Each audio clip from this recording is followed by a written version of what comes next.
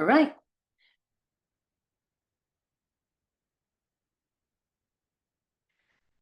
Thank you, everyone, for joining us today. We are very excited about this conversation we're going to have on successful AI adoption and why the CHRO and the CIO must unite. Our conversation today is going to be about how do we evolve the relationship between the CIO and the CHRO, and how the conversations that we need to have as CIOs and CHROs need to evolve in this new AI era. And for those of you that I haven't met yet, my name is Teryluz Andreu. I am a partner with Axialent. And at Axialent, we work with Fortune 500 companies, rapid growth organizations, and many other organizations around the world on work culture transformation and leadership development. And we focus specifically on the human side of transformation. And as we know, AI is not just another technology or another project. Really is changing and shifting the way we work and the way we interact with each other, and also work itself. So CIOs are under a lot of pressure to deliver on these new technologies and drive adoption while minimizing risks. And CHROs are also facing a very tough scenario on how do we minimize fear, resistance, and how do we address workforce change and upskilling. And then there's the whole aspect of cultural transformation that also needs to be considered. And neither can happen in isolation. So the future of AI really depends on these two leaders working together in true partnership, and maybe working in different ways than they have done in the past. So some organizations, if you have heard about the case of Moderna, has actually fused these two roles into one. So we don't know if that's going to be a trend or if it's just an isolated case, but certainly is something for us to look into. So that's why today I'm thrilled to welcome two experts into our discussion that are going to represent the perspectives of both the CHROs and the CIOs. So first, I want to welcome Melissa Swift, who is the founder and CEO of Anthem Insight. Welcome, Melissa. Melissa is the author of Work Here Now, Think Like a Human and Build a Powerhouse Workplace. And she's actually writing her second book right now. And she's a leading voice on workforce and digital transformation, and partners with many CIOs in transformation processes. Actually, this webinar came as a result of a CIO forum that Melissa and I attended earlier in May. And we said, we need to have a conversation about CIOs and CHROs and how do they need to work together differently. So we're going to be talking a lot about those juicy insights that we got from that CIO conference. And with us today is also Dan Strode. And Dan is the author of The Culture Advantage, and he's a very seasoned HR and culture leader, and best known for his work at Banco Santander, where he helped drive a whole global transformation journey, navigating digitalization, hybrid work, and AI adoption. He's also part of a new certification program that Axialent is doing with Duke University on building AI-ready cultures. We'll talk a little bit more about that at the end. And Dan is part of the faculty of that great program. And today he will be representing the CHRO perspective. So I really encourage you, I promise this is going to be a very interesting conversation, very engaging conversation, but I encourage all of you to be part of it. So we have our chat. So please feel free to share your comments and your questions. We already got some questions in advance that were submitted by some of you. So we're going to be addressing those at the end. We're going to save some time to address some of those questions. But if you want to share your comments and your questions in the chat, we're going to save some time. I don't know if we're going to be able to cover everyone or cover everything, but we'll save some time for us to talk a little bit about those questions. So we look forward for you to being part of this conversation. So Melissa and Dan, thank you for being here. And let's just dive in. Are we ready? We're ready. Okay, great. So let's start with where we are today, because I think there's a lot of speculation about where we're going, but I think we need to start with a reality check in terms of where we are today. So I would love to hear your perspectives. And Melissa, let's start with you, because I think we need to hear more from the CIOs. So let's start with you. And I would love to hear from you, based on all the work that you've been doing with CIOs recently. What are you seeing as the day-to-day realities of the CIOs, and how is that shifting in this new AI era. How do you think their role is evolving?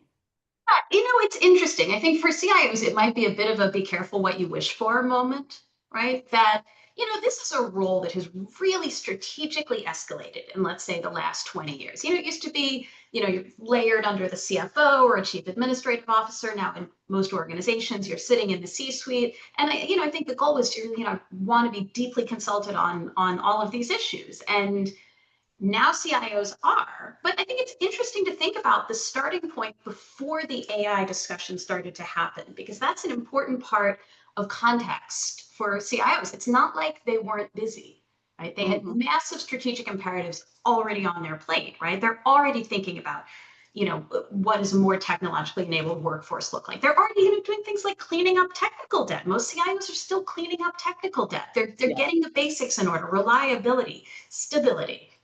And then you layer on an emerging technology that in some ways, may or may not be ready for prime time. And CIOs are also at the epicenter of a whole ton of questions from other executives who are getting information from a lot of different sources and who may not be, necessarily that technologically adept. I mean, the once past the CIO, the studies show that the actual technological acumen of the C-suite kind of goes off a cliff. So, they're really, I think they're feeling energized, but what I'm hearing is also very much in the gun sights and, kind of constantly being asked a lot of questions to which there may not be natural and easy answers. Yeah, and I know that when we were in that room with, I think I don't know how many CIOs were there, but there were many CIOs from very big companies. There were some cool tech dudes, but these are the CIOs that are really managing these very big companies, complex organizations. I know there were so many questions, right, regarding governance, regarding risk management, that are things that they had on their plate, but now it's kind of augmented.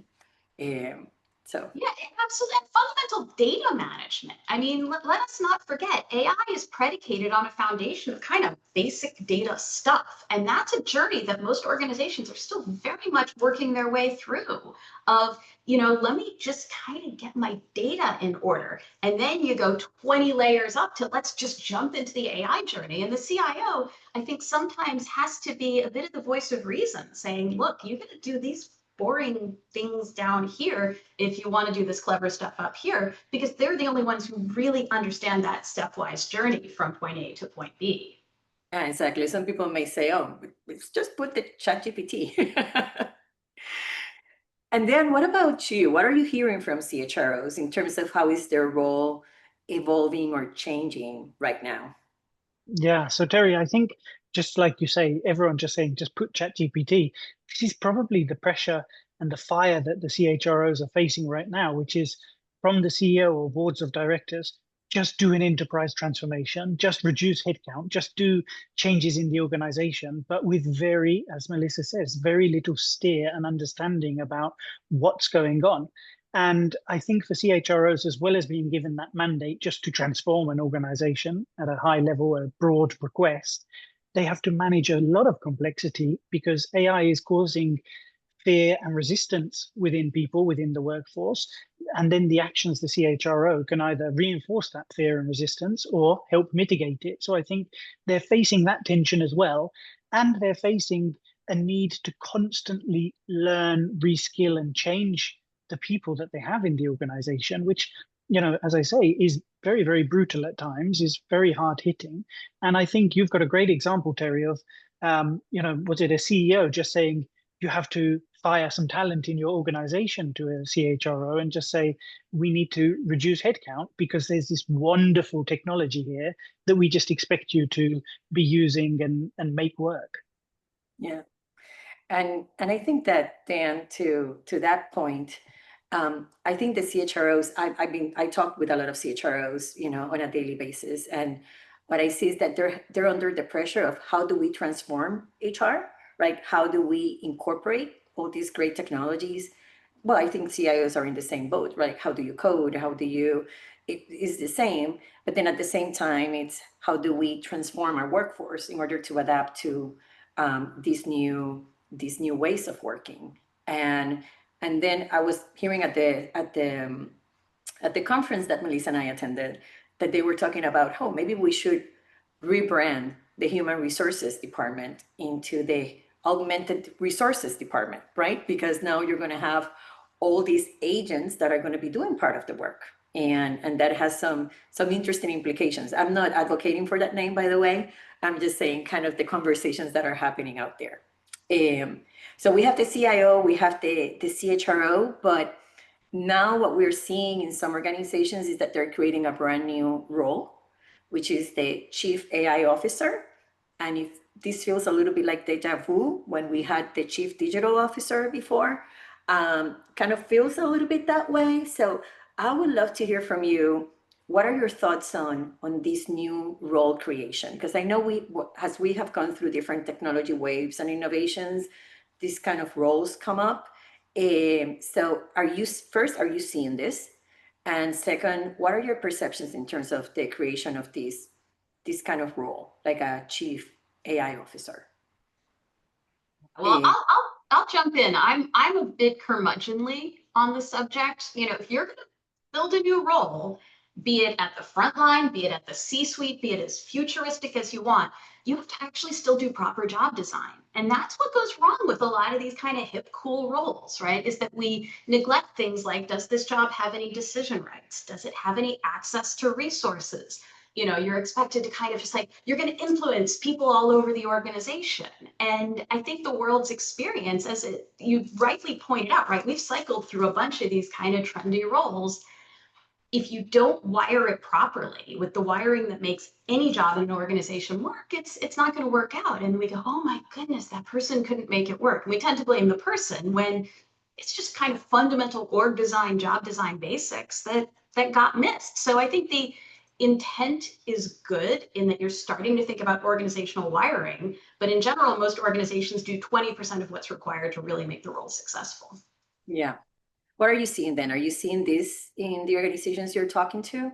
Yeah, across Europe, I've seen a few of these roles coming to prominence, and I think they're really famous marketing-wise and publicity-wise because they are, as Melissa says, the new trendy role, and that catches the attention. But actually, the reality is the work that sits behind it, and I think there's a massive opportunity for CIOs and CHROs to really unite, as per the name of this session is, because that's the hard work. Changing the behaviors and the ways of working between those two is the critical action. So a chief AI officer could do it if they're empowered, but actually you have resources in your company that I can even argue are more specialist in most cases than a chief AI officer would be, but you need to be able to unleash them in the right way. So I would focus more on that personally, but I am seeing a trend towards it. Yeah, I've seen that too. And, you know, we specialize on culture, right? And I think that's a very strong symbolic move when we say that culture is transformed or created by behavior, symbols, and systems, right? Those are kind of the levers for transforming or reinforcing, right, culture. So I think that naming a chief AI officer sometimes is a very symbolic move. But I think to Melissa's saying AI is important, it's part of our strategy. But I think to Melissa's point, it's what's behind it, what sits behind it. Like just naming someone and not giving that person the resources, the power, the decision-making process. It's a symbol, but it's not really transforming into impact. So if you are considering that, for the people in the audience that are considering that, because it sends a strong message about the importance of AI, because really this person is going to coordinate across. Let's also make sure that we set up that person for success, right? And that we're giving them him or her the resources and decision-making power and access to the C-suite to really do what they need to do, which I think is anyway they need to do in partnership with the CIO and the CHRO. So that doesn't take that away. It's just another person to add to the mix. So thinking about that, so we know today it's pretty dicey, and I think that it's challenging. But I know that at least with some of the companies I work with, we may be in different levels of adoption of AI, right? In some organizations, it's still little experiments that are happening in different parts of the business. In other companies, it's been really transformative, and they're actually making big changes into their structure and their workforce composition, and they're investing a lot of money in AI-related upskilling. So I would love for us to project, and it's so hard to project like 3 years down the road these days, but I would love to hear from you. So how do you see this evolving, right? When we think about the relationship between the CHRO and the CIO, how do you see that shifting from what it is today? You know, right now, they're members of the senior leadership team, they collaborate. In the best case scenarios, they collaborate. And I know in some organizations, maybe not both of them are in the C-suite, are sitting on the C-suite, but assuming they are, how do you see this relationship evolving within the next 2 to 3 years? Dan, you want to start? Yeah, so I think at the end of the day, as Melissa has said, and I've said, I think both are facing fairly similar challenges, which is how do you do more with less? How do you go faster than ever before? How do you be the first in the market doing something? How do you gain efficiencies? And actually, all of those requests that they're having from the C-suite or the board are leading to massive complexity, fatigue, a lot of workload. And I think when you join forces, and I really encourage people to join forces, you're going to get to a better outcome. And I think I'm expecting to see the two roles converge, become friends with one another, become sparring partners, and work together on the AI transformation, because actually they both need to have a stake in the ground in co-creating not only the technology, but how it's used, the behaviors and the mindsets that go with that. Because I don't think, and I think if we look through history, we see CIOs fail many times with technology that's really great because people didn't adopt it. Mm-hmm. And that's where the HR helps with the adoption, and the CIO helps with the technology. So joining forces to me is the logical thing. It makes a lot of sense. And I think when you look at it through the lens of this technology being able to either automate certain tasks, augment other tasks, and even elevate workers to doing more higher value added productivity or strategy related work, there's a clear win-win for both and the organization, but they have to join together. And I think what we shouldn't forget is technology now is more and more available. The price of a ChatGPT subscription is accessible to most of the developed world. So if you have such power in your pocket, then the question is actually, do you use it? And I think the culture dictates whether people embrace it or shun it. And together is better, as far as I can see. I think, Melissa, do you have similar views as me or something extra to add here? No, absolutely. And I think the meeting place where organizations that get this right, CHROs and CIOs will meet in a very specific place. And that's around what's the work of the organization and how do we do that work better? One of the huge gripes that I hear from CIOs over and over is that the fundamental question they're getting asked, which is, okay, what can I use AI to do? What should we be doing with AI? Is the wrong question, right? The right question is, these are our business objectives. How can technology and people support? And where you engineer that question, but you have to actually talk about something that we're strangely reticent to talk about. This is one of my kind of great fascinations in professional practice. We get weird about talking about the work people actually do. Like, we will do a lot to not have a conversation about people's actual day-to-day work. And what I'm hoping AI can be a forcing function for is CHRO and CIO sit down and say, okay, well, this is what people in this organization actually do all day. This is what they're trying to accomplish. And then how do we accomplish it with people and technology working together? That to me is the right question. And to the extent that this becomes a forcing function for that exact dialogue, I think that dialogue's really powerful. And I think it would lessen the frustration on both sides. The CHROs kind of get told, well, all right, well, we got to do better with our people and be more efficient. And CIOs get told, okay, we have new technology, what to do with it. And they're both getting asked the wrong question, right? The right question is, what are we trying to do? How do we do it better? And so that's what I'm hoping. I think organizations that kind of are successful 3 years from now in really, kind of deploying this technology properly, they'll have had that conversation.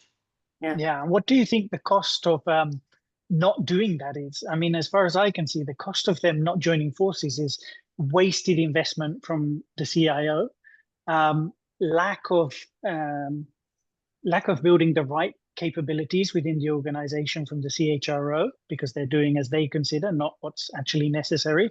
And that breeds employee disengagement and mistrust. And then I think also there's a risk of, reinforcing negative behaviors in the organization as well. Because again, if we're going at this with different perspectives and misalignment, we can generate some noise by doing that. Yeah, and the interesting thing is that actually, people will quit their jobs because of bad technology. People will not come to work for a company they otherwise want to work for because they hear their tech stack stinks. That fundamental piece about how strong a role technology plays in our day-to-day working experience, get that wrong at your own risk. All that wonderful talent that you want to bring in the door, if they don't want to work with your technological approach. And similarly, you're lighting, currency on fire if you are implementing tons of technology. And then to the point you just made, Dan, if nobody wants to use it, I mean, there's some great data I cited in my book about something like 50% of the time when you implement a new system, people want the old system back, right? People just don't like what you put out there. And that's not a change management challenge. That's like really foundational. So this is the moment, to your point, to kind of get that alignment right, because there's just so much economic cost of, getting it wrong. And we should realize that we've just come out of the pandemic and we've lived through this with hybrid work. So I know hundreds of companies, I can't even count the amount of companies I've been into and seen and worked with where they're suffering with legacy of tech debt, overload of product services, all to try and make hybrid work. And now, stabilizing as the pandemic finished and the world has changed and goes back to the new normal as it is today, they're really seeing, okay, what technology do we need in order to enable these business outcomes? And it's going to be the same playbook with AI as it always has been. And if we haven't learned from the last few years, we need to learn fast, I think. Yeah. And I think what maybe will help us drive this home a little bit, because I will say that very few people will disagree with what we say, but it's kind of in the examples that probably we can start bringing this to people. So I would love to hear from you.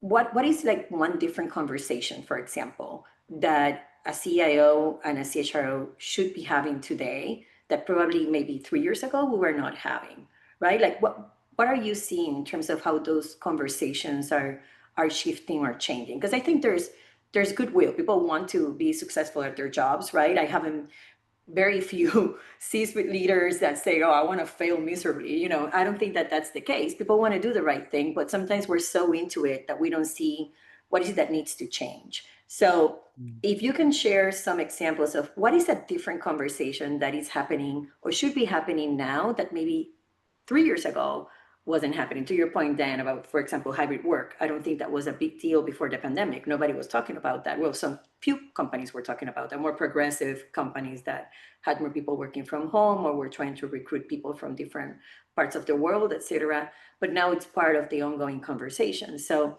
what do you see as maybe some different conversations that should be happening right now? Melissa, you want to start? Conversation that's really interesting that when we went on the whole journey around sort of building data science in organizations, it was like, let's just get all of our data, right? Like more is better, right? And now with AI, there's a step back and say, wait a minute, are there pieces of our data that are not good, that are not reliable, that are inaccurate? Are there ways we're collecting it that are wrong? Are there ways that we're surfacing it to people that are wrong? I think we have some really interesting casebook, even pre-AI, of somebody gets a dashboard that's slightly inaccurate and it sets off all of these organizational fires, right? Because you're giving people information that they don't know how to react to or they react negatively to, right? This has some big cultural implications. So I think it's changing the conversation a little bit around data, because it's like, wait a minute, okay, we can't put all the meat in the fridge in the meatloaf. We've got to check if some of it's expired. And I think that's a really good, healthy conversation, because part of what I believe organizations need to do better at, honestly, on a cultural basis, is manage information flows, right? We can't tell nobody anything. We can't tell everybody everything, and not all information is good information. I like that I'm starting to see that within organizations of like, whoa, we got to kind of clean out the data basement a bit. All right. What about you, Dan? Any new or different conversations you're seeing emerging between Yeah, the CHRO? I think I would say the highest performing and the best companies who are really leading in this space now are being driven by ethics at the core. And I think that's consistent with what I'm seeing across the world. So if I take Europe, which is heavily regulated, if I take the US, which is pushing ahead, I take China, which is just having government funding on these technologies, everybody's in a different place with a regulatory landscape that differs. But the successful companies are the ones that say, yes, of course, we play within the regulations, but more importantly, we play and we have ethical conversations about the use of the technology. So that could be explaining to job seekers, candidates, people in the company, how you're using AI for recruitment decisions, or how you're using AI for making promotion decisions. And, the typical things I'm seeing are people talking about that, explaining their decisions, having policies, but having ethical committees inside the companies, which are filled with members of staff, where they get together to discuss these concerns, issues, and just surface that with as much data that they have. And I think I love that as a framing, as a practice, because actually it's a level of humility that probably we haven't really seen in companies before, where we say, we are doing business in a conscious way. We do care about the outcomes. We care a lot about the people in the companies. We might not get it right every single time, but we want you to join us on this path, which is very different, I think, from previous tech rollouts, where we just say, here's the tech, go and do it, and we have the answers. In this one, we don't have the answers, I don't think. Yeah, this is very different from let's implement Workday, right? To really, or let's put Salesforce in so we can have access to data. It's a very different tech rollout. So that actually sparks a question for me, because in the past, and I've been doing change management to support a lot of these technology implementations for many years. There's a project mindset to this, right? And at Axialent, we talk a lot about mindsets and how mindsets drive our behaviors, and then how our behaviors drive our results.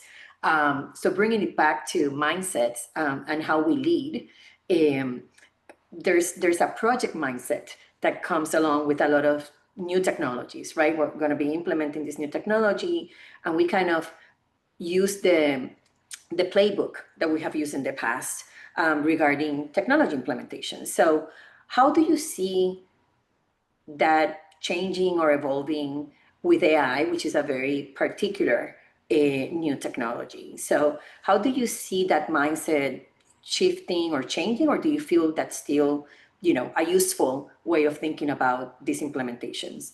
I know, Melissa, you've been talking to a lot of different leaders around this. So I'm very curious to hear about your perspective. Yeah, I was going to say, I think the best CIOs have never quite had a project mindset. That it always reminds me of, I was joking with a former coworker the other day about, we once got asked very seriously by a client, can you give me an example of somebody who's done with their digital transformation, right? Because we want to see an end-to-end case study. And, we sort of laughed because nobody's done, right? It's not a home renovation where, they finally put in the last sink and like, okay, we're done. It's a project, we're done. It just fundamentally, foundationally, even if your organization could sort of define all the objectives and do all the things, the underlying technology changes so fast that you're not going to be done. You're never going to be complete. And so that, to your point, that's why that mindset kind of shift is so critical. And that's why I think the most interesting work that I'm seeing CIOs do is to actually create organizational adaptability to new technology, period. Right? So we have the shiny AI object right in front of us. Great. there's going to be something else. There's going to be something else in 6 months, in 1 year, in 6 years, in 15 years, right? It's going to keep happening.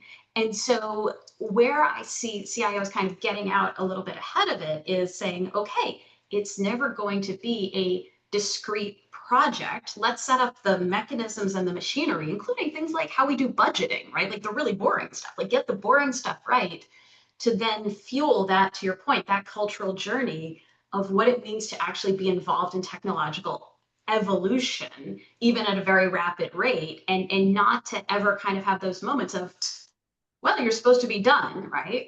Which never quite pan out the way that we would think. Yeah.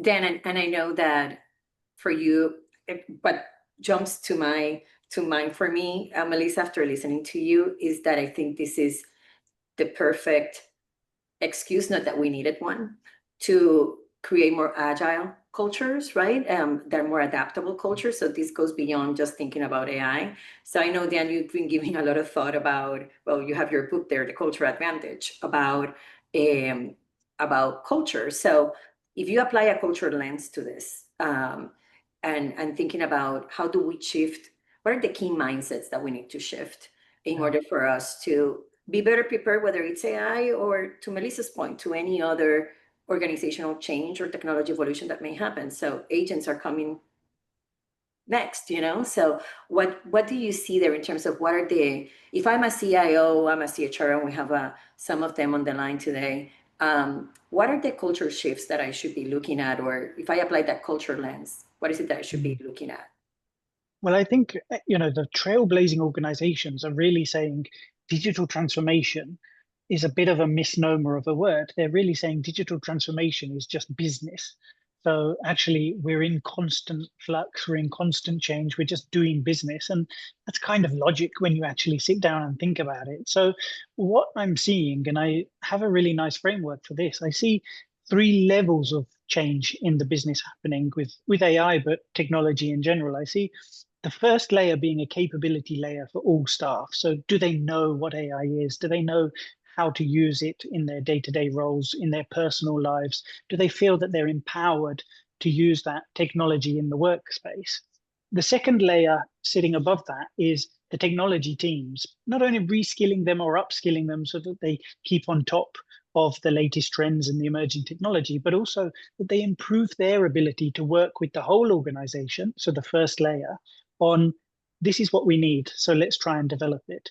And the third layer is the leadership layer. So again, setting that direction of travel and the mentality. And if I look at those 3 layers and I say, what's changing in terms of the culture? I would say we're moving from the idea of let's just roll out a product to let's take more experiments and do more experimentation. So that would be the first thing. The second thing is moving away from just compliance and following the rules to curiosity and trying again, linked to experimentation, being curious about technology, giving it a chance. And the third is about moving away from fear and protecting yourself and having lack of safety in an organization to much more psychological safety, responsible risk-taking, open discussions, and being able to have conversations. So I think you've got those 3 layers, and then you've got those 3 pillars of experimentation, curiosity, and risk-taking in a responsible way that are really boosting those who are leading in this field, I would say. Yeah, and yesterday I was with a big technology company facilitating a workshop on creative problem solving for a group of sales leaders, which was very interesting. And we were talking about the difference between being on the management mode and being on the innovation mode, right? Both are needed. But depending on the type of problem that you're trying to solve is the one that is going to be more appropriate. The fuzzier the problem, the less experience we have in solving those kinds of problems, the more innovative we got to be. And then once we solve for it, we know how to address those things, then it becomes more part of the managerial world, right? So it's more predictable, it's more about managing risk, etc. So I think that's getting fuzzier now because things are changing so fast. So my question is, if I'm a CIO, I've been doing my job the right way, I'm a CHRO, I've been doing my job, I've been successful. I know what's coming. I'm kind of going to webinars like this and trying to educate myself, and I'm curious. What would be one conversation after this webinar that I should be having with my counterpart? So if I'm a CIO, what is the conversation I should have with my CHRO? And what would be a good place to start? And I would love to hear from both perspectives. If I'm a CIO, how do I initiate that different conversation with my CHRO? And if I'm the CHRO, what is the kind of conversation or a good question I should be asking to my CIO? So let's start then with the CHRO. Okay, If I'm a great. CHRO, we are all part of the C-suite. We talk about this. I'm not necessarily in the know of everything that's happening with AI. But I want to be. So what is it that I should be? What is the question or the conversation that I should start? Yeah, I think the conversation is probably the first is natural inquiry and being open to hearing what does the CIO need in terms of what do they think they need in terms of resources, skills, and capabilities in the organization, which then, of course, shows you leading with empathy and kindness and willingness, which might be not the normal case for everybody who has all of the answers already, has done a successful career and knows what the organization needs. And once that door's open, I think you've got the foundations of a good relationship. And I would encourage them really to say, okay, let's do a co-creation process. Let's co-create both that technology layer and the mindset and behaviors layer. And I want to hear it from you. So we're going to focus a little bit on skills and capabilities, but we're also going to focus on the behaviors as well. So it's a mix and a blend of a technical conversation with a behavioral conversation. And I think opening up that door and saying, you're not the expert necessarily on the technology, but you are on the behaviors and vice versa, is quite a nice way of having a conversation where both parties are interested in winning and having a positive outcome. All right. Melissa, anything you will add to that? As I know you normally talk to CIOs, you talk to CHROs too. Yeah, mine is a slightly different lens and framing of some really similar threads, actually. What I would say is, if you think about how do we learn anything, right? The classic 70-20-10 model, right? 10% is training, and that's what everybody's been talking about a ton with AI, right? But 20% is learning from others, and 70% is on the job. So if I'm a CIO, I would go to the CHRO with a very specific question to ask, okay, what can I do to help with that 90% of learning about technology for the overall population that's not training? Because I believe that's actually a really interesting area where CIOs can lean in, right? And help people actually learn technology better through better kinds of interactions. What Dan was talking about a few minutes earlier about psychological safety and curiosity. I mean, I talk a lot about play with technology. We learn technology by playing with it. We don't, you don't get everything out of a training. You got to sit there and like the guys in your neighborhood who used to tinker with cars, right? You got to tinker with things. And CIOs can actually help facilitate that. And that's something where if they can work with the CHRO to raise the basically technical skills waterline of the whole workforce, there's so much business value that comes from that. And it's both efficiency and creativity. It helps both. But I think that's the conversation that they really need to lean into and not stay kind of hyper-focused on this 10% of training, which is only 10%. Mm-hmm. All right. And if I'm a CIO and, assuming I have a pretty good idea of what's happening from like all the different experiments or projects that are happening across the company, which is a big assumption because sometimes they don't know, to be honest, because, the product development may be doing one thing and marketing may be doing another. And governance is kind of a nightmare for some organizations. But if I'm a CIO and I want to start having these conversations, how should I start? What would be a good place to start beyond reskilling and kind of training, but anything else that I should be considering? This is a great opportunity for CIOs to go on a little bit of a grassroots tour, to be honest, and say, okay, not just, okay, what's working? Is anyone doing any, great use cases that are working, but looking at adjacencies, right? So are there places, for instance, where you've used, advanced analytics or machine learning really successfully in the organization, understanding that it is a continuum of the technology, and that there may be some really neat lessons that, okay, well, this worked within this organization for this less advanced use case, right? And then, be the grassroots circulator, be the person who's having a lot of conversations. And it's a great way to build. I often hear from CIOs, one of their big gaps is they feel like the leadership skills of the team just below them sometimes are not attended to because of the way we do career progressions in IT. You're a great technologist and you become a CIO and you didn't necessarily build leadership muscle on the way up. So today's CIOs actually are pretty strategic and I think have some really strong leadership skills, but a lot of times they feel a gap in the team below. Yeah. Growth opportunity also for the team below you, go out and listen to the business, have the conversations, and get some like adjacent success stories that will help us fuel this journey. Because you may not have like the exact right story for the exact right technology, but I think when you get in that muscle of having the conversations, it will give you enough clues really to get there. Yeah, good point. And I think one opportunity now that I see for CIOs that maybe hasn't been they haven't played a central role, but I think they now have a great opportunity to talk about, and Dan, to your point, it's about culture, right? It's what is it that we need in order for us, not only from a technology requirements, but in terms of the behavioral shifts or changes based on what we're planning to do. What are the behaviors or the shifts that we need in order for this to work, right? So I think that they can be now part of that central conversation, and they have been a little bit more on the outskirts. But I would say that now they can play a very vital role because this is at the core of what the business is trying to drive. So I think engaging more in those conversations, it's a great opportunity.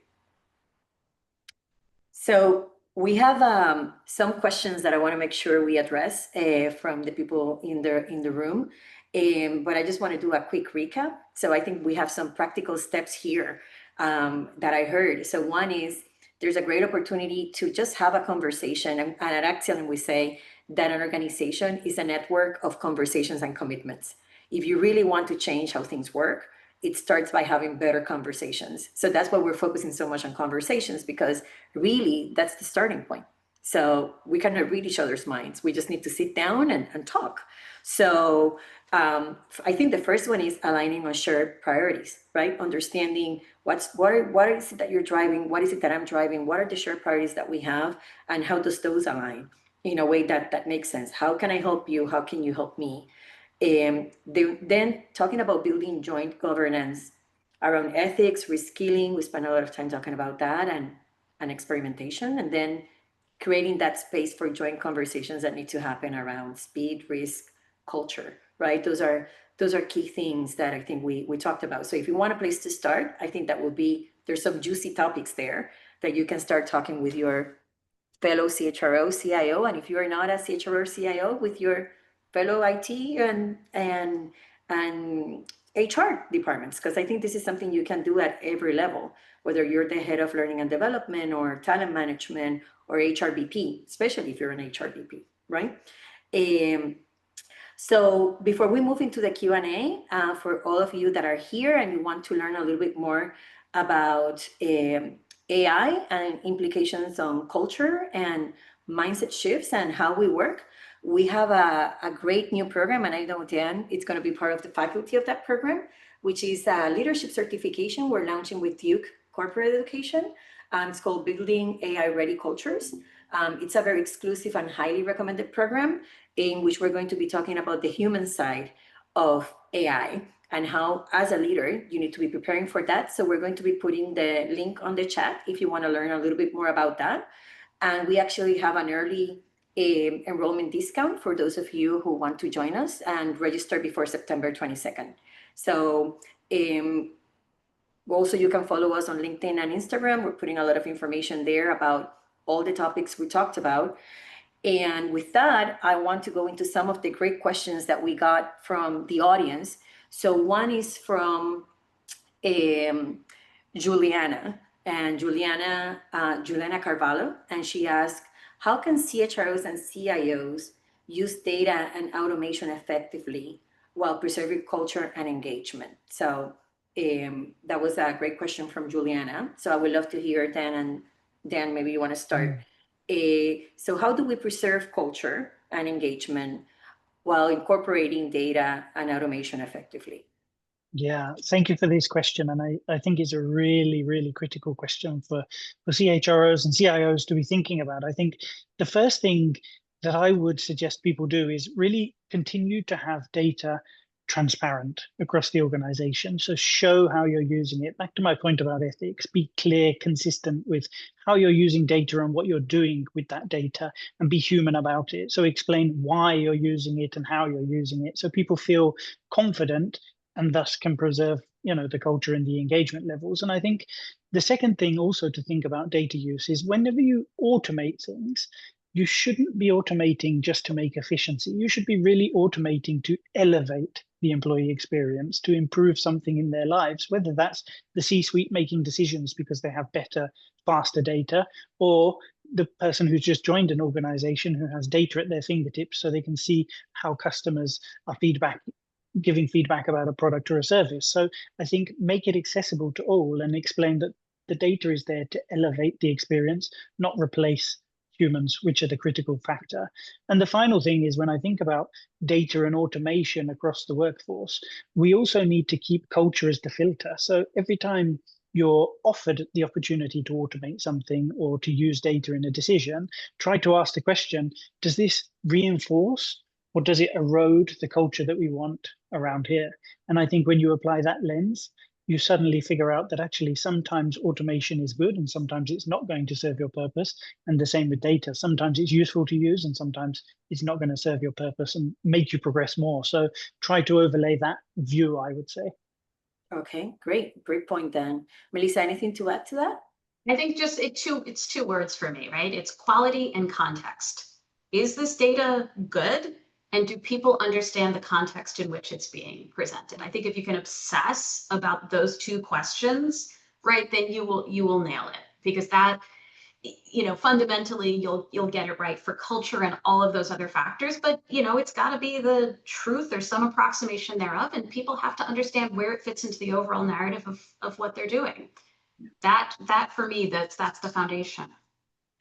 I think another point to that is that we say AI is just going to expand whatever traits you have in your culture today, right? Because it's all based on data that you're going to be feeding it. It just doesn't come out of the blue. You have to train the models. So one thing that I think it's, Juliana, something that I will consider just from a culture perspective is that put on your culture lenses when you are kind of providing guidelines for how you train these models. So just beyond making the data be accurate, it's like if your employees are going to be interacting with these models, and the agents are going to be their coworkers, basically doing some of the task and work.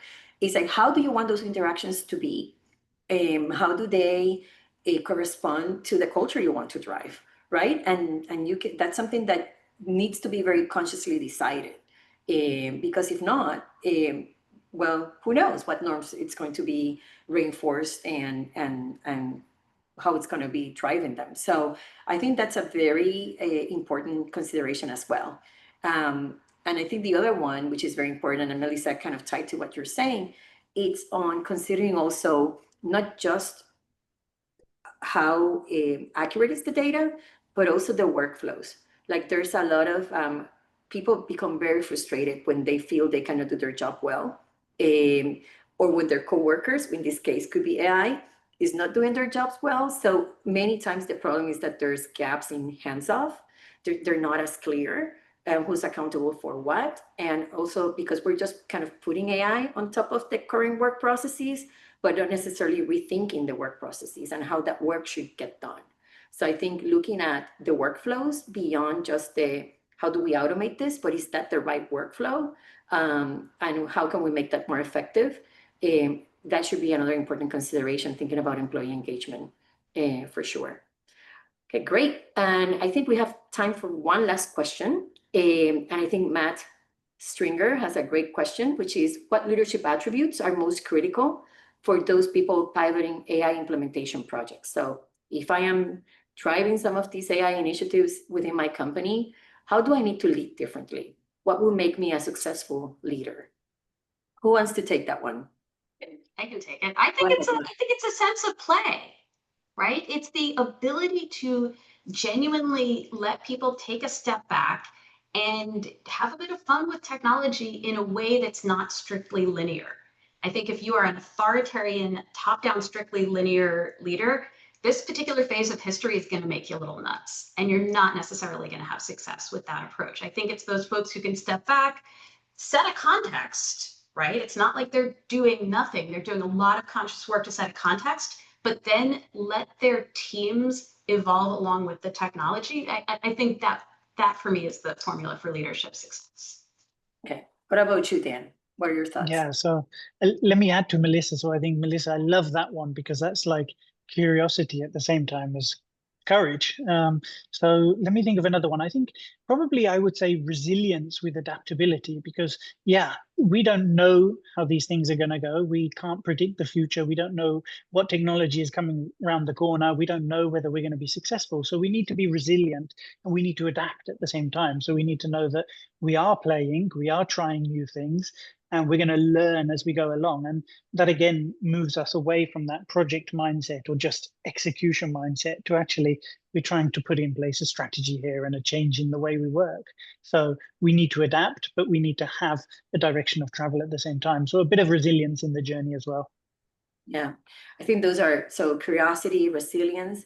One thing I will add is, and Melissa, you kind of pointed to this, but leaders that are very good at leading disruption, because this is disruptive technology in a good way. It doesn't have to be a bad way. They're also people that really know how to delegate and empower others, right? I think the traditional model of command and control, it's still very much present in many organizations, and that's just not going to work. The technology is moving too fast. You're not going to be the expert on everything. So really you need to empower the teams to really take some risk within some guardrails, right? And I think that a leader that will be successful is one that can really empower people and then kind of remove obstacles for those teams to really do what they got to do. And that requires a high level of being humble and being curious for sure. But it's kind of empowering those teams to really move at the speed they need to move, but have some guardrails as well to do that effectively.